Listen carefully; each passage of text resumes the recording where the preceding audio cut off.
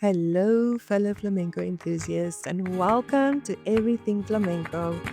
I'm your host, La Hugo, and this is episode 38. We're going to continue with the story of Carmen, the opera, but also the book, the movie, and the adaptation. I hope you enjoyed last week's episode as much as I did. So today we're going to continue with chapter 2. If you don't enjoy this series of me reading a book, please feel free to skip all of these episodes until we get to the new topic. This is going to last for quite a few weeks. So I really do hope that you enjoy it. And let's continue to chapter 2.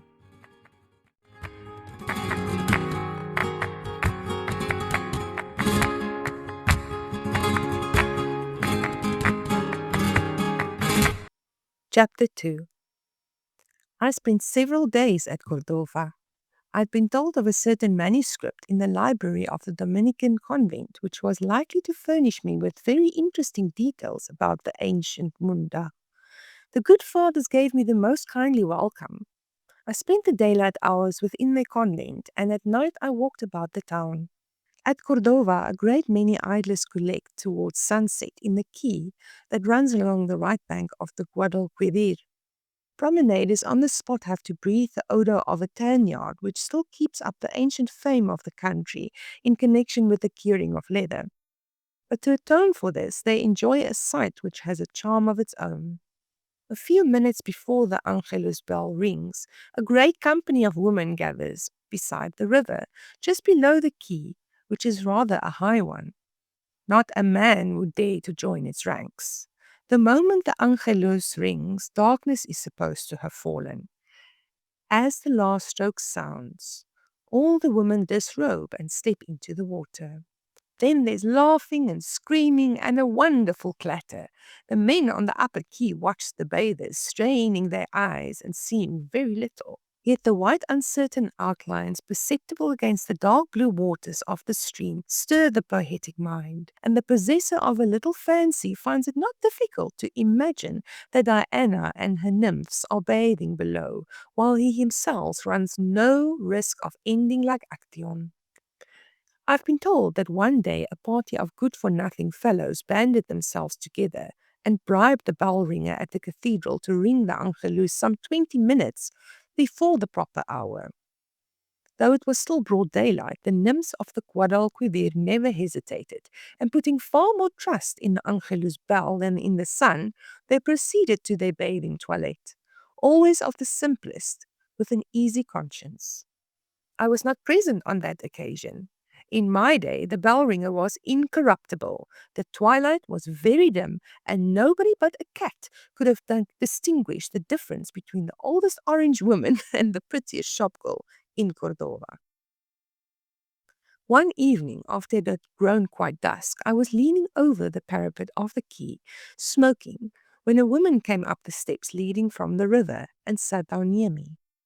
In her hair she wore a great bunch of jasmine, a flower which at night exhales a most intoxicating perfume. She was dressed simply, almost poorly, in black, as most workgirls are dressed in the evening. Women of the richer class only wear black in the daytime. At night they dress a la francesa. When she drew near me, the woman let the mantilla which had covered her head drop on her shoulders, and, by the dim light falling from the stars, I perceived her to be young, short in stature, well proportioned, and with very large eyes. I threw my cigar away at once. She appreciated this mark of courtesy, essentially French, and hastened to inform me that she was very fond of the smell of tobacco, and that she even smoked herself when she could get very mild papelitos. I fortunately happened to have some such in my case, and at once offered them to her. She condescended to take one and lighted it at a burning string which a child brought us, receiving a copper for its pains. We mingled our smoke and talked so long, the fair lady and I, that we ended by being almost alone on the quay. I thought I might venture without impropriety to suggest our going to eat an ice at the Neveria. After a moment of modest demur, she agreed. But before finally accepting, she desired to know what o'clock it was. I struck my repeater, and this seemed to astound her greatly. What clever inventions you foreigners have. What country do you belong to, sir? You're an Englishman, no doubt. I'm a Frenchman, and your devoted servant. And you, Signora or Signorita, you probably belong to Cordova? No. And at all events, you are an Andalusian? Your soft way of speaking makes me think so. If you notice people's accents so closely, you must be able to guess what I am. I think you are from the country of Jesus, 2 paces out of paradise. I had learned the metaphor, which stands for Andalusia, from my friend Francisco Sevilla, a well-known picador. Pshaw! The people here say there's no place in paradise for us. Then perhaps you are of Moorish blood, or... I stopped, not venturing to add a Jewess. Oh, come, you must see I'm a gypsy. Wouldn't you like me to tell you Labaji? Did you never hear tell of Carmencita? That is who I am. I was such a miscreant in those days, now 15 years ago, that the close proximity of a sorceress did not make me recoil in horror. So be it, I thought. Last week I ate my supper with a highway robber. Today I'll go and eat ices with a servant of the devil. A traveller should see everything. I'd yet another motive for prosecuting her acquaintance. When I left college, I acknowledged it with shame. I'd wasted a certain amount of time in studying occult science, and had even attempted more than once to exercise the powers of darkness. Though I had been cured, long since, of my passion for such investigations, I still felt a certain attraction and curiosity with regard to all superstitions, and I was delighted to have this opportunity of discovering how far the magic art had developed among the gypsies. Talking as we went, we had reached the novella and seated ourselves at a little table, lighted by a taper protected by a glass globe. I then had time to take a leisurely view of my gitana, while several worthy individuals who were eating their ices stared open-mouthed at beholding me in such gay company. I very much doubt whether Señorita Carmen was a pure-blooded gypsy. At all events, she was infinitely prettier than any other woman of her race I had ever seen. For a woman to be beautiful, they say in Spain, she must fulfill 30 ifs. Or, if it please you better, you must be able to define her appearance by 10 adjectives, applicable to 3 portions of her person. For instance, 3 things about her must be black: her eyes, her eyelashes, and her eyebrows. 3 must be dainty: her fingers, her lips, her hair, and so forth.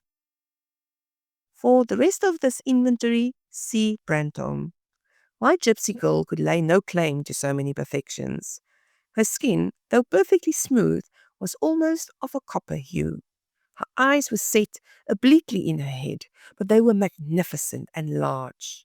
Her lips, a little full but beautifully shaped, revealed a set of teeth as white as newly skinned almonds. Her hair, a trifle coarse perhaps, was black, with blue lights on it like a raven's wing, long and glossy.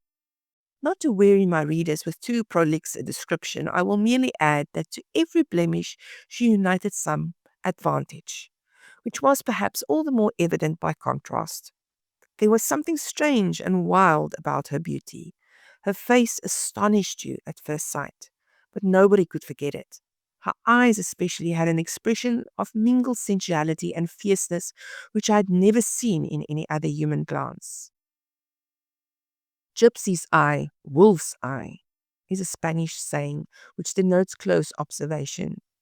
If my readers have no time to go to the Jardín des Plantes to study the wolf's expression, they will do well to watch the ordinary cat when it is lying in wait for a sparrow. It will be understood that I should have looked ridiculous if I had proposed to have my fortune told in a cafe. I therefore begged the pretty witch's leave to go home with her. She made no difficulties about consenting, but she wanted to know what o'clock it was again, and requested me to make my repeater strike once more. Is it really gold? She said, gazing at it with rapt attention. When we started off again, it was quite dark. Most of the shops were shut, and the streets were almost empty. We crossed the bridge over the Guadalquivir, and at the far end of the suburb We stopped in front of a house of anything but palatial appearance. The door was opened by a child, to whom the gypsy spoke a few words in a language unknown to me, which I afterward understood to be Romani, or Chipekai, the gypsy idiom. The child instantly disappeared, leaving us in sole possession of a tolerably spacious room, furnished with a small table, two stools, and a chest. I must not forget to mention a jar of water, a pile of oranges, and a bunch of onions. As soon as we were left alone, the gypsy produced out of her chest a pack of cards bearing signs of constant usage, a magnet, a dried chameleon, and a few other indispensable adjuncts of her art. Then she bade me cross my left hand with a silver coin, and the magic ceremonies duly began. It is unnecessary to chronicle her predictions, and as for the style of her performance, it proved her to be no mean sorceress. Unluckily, we were soon disturbed. The door was suddenly burst open, and a man shrouded to the eyes in a brown cloak entered the room, apostrophizing the gypsy in anything but gentle terms. What he said I could not catch, but the tone of his voice revealed the fact that he was in a very evil temper. The gypsy betrayed neither surprise nor anger at his advent, but she ran to meet him, and with a most striking volubility, she poured out several sentences in the mysterious language she had already used in my presence. The word payo, frequently reiterated, was the only one I understood. I knew that the gypsies use it to describe all men not of their own race. Concluding myself to be the subject of this discourse, I was prepared for a somewhat delicate explanation. I had already laid my hand on the leg of one of the stools and was studying within myself to discover the exact moment at which I had better throw it at his head, when, roughly pushing the gypsy to one side, the man advanced towards me. Then, with a step backward, he cried, "What, sir, is it you?" I looked at him in my turn and recognized my friend Don Jose. At that moment, I did feel rather sorry I had saved him from the gallows. "What, is it you, my good fellow?" I exclaimed, with an easier smile as I could muster. "You have interrupted this young lady just when she was foretelling me most interesting things." "The same as ever. There shall be an end to it," he hissed between his teeth, with a savage glance at her. Meanwhile, the gitana was still talking to him in her own tongue. She became more and more excited. Her eyes grew fierce and bloodshot. Her features contracted. She stamped her foot. She seemed to me to be earnestly pressing him to do something he was unwilling to do. What this was, I fancied I understood only too well, by the fashion in which she kept drawing her little hand backward and forward under her chin. I was inclined to think she wanted to have somebody's throat cut, and I had a fair suspicion the throat in question was my own. To all her torrent of eloquence, Don Jose's only reply was two or three shortly spoken words. At this the gypsy cast a glance of the most utter scorn at him. Then, seating herself Turkish fashion in a corner of the room, she picked out an orange, tore off the skin, and began to eat it. Don Jose took hold of my arm, opened the door, and led me into the street. We walked some 200 paces in the deepest silence. Then he stretched out his hand. "Go straight on," he said, "and you'll come to the bridge." That instant he turned his back on me and departed at a great pace. I took my way back to my inn, rather crestfallen and considerably out of temper. The worst of all was that when I undressed, I discovered my watch was missing. Various considerations prevented me from going to claim it next day, or requesting the corregidor to be good enough to have a search made for it. I finished my work on the Dominican manuscript and went on to Seville. After several months spent wandering hither and thither in Andalusia, I wanted to get back to Madrid, and with that object I had to pass through Cordova. I had no intention of making any stay there, for I had taken a dislike to that fair city and to the ladies who bathed in the Guadalquivir. Nevertheless, I had some visits to pay and certain errands to do, which must detain me several days in the old capital of the Mussulman princes. The moment I made my appearance in the Dominican convent, one of the monks, who had always shown the most lively interest in my inquiries as to the state of the battlefield of Munda, welcomed me with open arms, exclaiming, Praise be God. You are welcome, my dear friend. We all thought you were dead, and I myself have said many a Pater and Ave, not that I regret them, for your soul. Then you weren't murdered after all, that you were robbed, we know. What do you mean? I asked, rather astonished. Oh, that splendid repeater you used to strike in the library whenever we said it was time for us to go to church. Well, it has been found, and you'll get it back. Why? I broke in, rather put out of countenance. I lost it. The rascal's under lock and key, and as he was known to be a man who would shoot any Christian for the sake of a peseta, we were most dreadfully afraid he had killed you. I'll go with you to the corregidor, and he'll give you back your fine watch. And after that, you won't dare to say the law doesn't do its work properly in Spain. I assure you, said I, I'd far rather lose my watch than have to give evidence in court to hang a poor unlucky devil, and especially because oh, you needn't be alarmed. He's thoroughly done for. They might hang him twice over. But when I say hang, I say wrong. Your thief is a hidalgo, so he's to be garroted the day after tomorrow without fail. No, so you see, one theft more or less won't affect his position. Would to God he had done nothing but steal, but he has committed several murders, one more hideous than the other. What's his name? In this country, he is known only as Jose Navarro, but he has another Basque name which neither you nor I will ever be able to pronounce. By the way, the man is worth seeing, and you, who like to study the peculiar features of each country, should lose this chance of noting how a rascal bids farewell to this world in Spain. He's in jail, and Father Martinez will take you to him. So bent was my Dominican friend on my seeing the preparations for this neat little hanging job that I was fain to agree. I went to see the prisoner, having provided myself with a bundle of cigars, which I hoped might induce him to forgive my intrusion. I was ushered into Don Jose's presence just as he was sitting at table. He greeted me with a rather distant nod and thanked me civilly for the present I had brought him. Having counted the cigars in the bundle I had placed in his hand, he took out a certain number and returned me the rest, remarking that he would not need any more of them. I inquired whether by laying out a little money or by applying to my friends I might not be able to do something to soften his lot. He shrugged his shoulders to begin with, smiling sadly. Soon, as by an afterthought, he asked me to have a mass said for the repose of his soul. Then he added nervously, Would you have another said for a person who did you a wrong?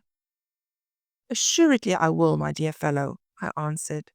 But no one in this country has wronged me so far as I know. He took my hand and squeezed it, looking very grave. After a moment's silence, he spoke again. Might I dare to ask another service of you? When you go back to your own country, perhaps you will pass through Navarre. At all events, you'll go by Vitoria, which isn't very far off.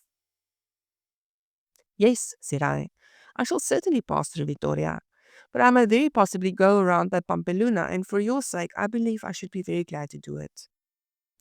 Well, if you go to Pampeluna, you'll see more than one thing that will interest you. It is a fine town.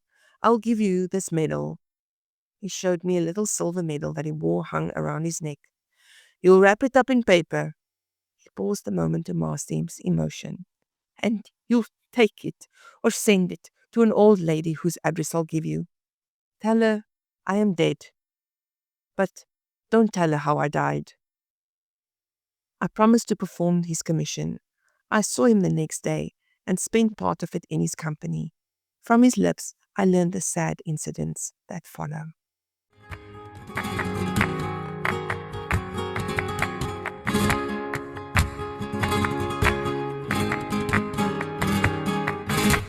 So that was the end of chapter 2. Hope you enjoyed it. It was quite an interesting one again for me.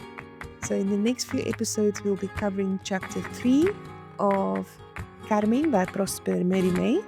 Chapter 3 is quite long, so it might be over 2 or 3 episodes. We'll see how it goes, as I like to keep the episodes between 20 and 30 minutes long. So I'll see you in the next one. Ole!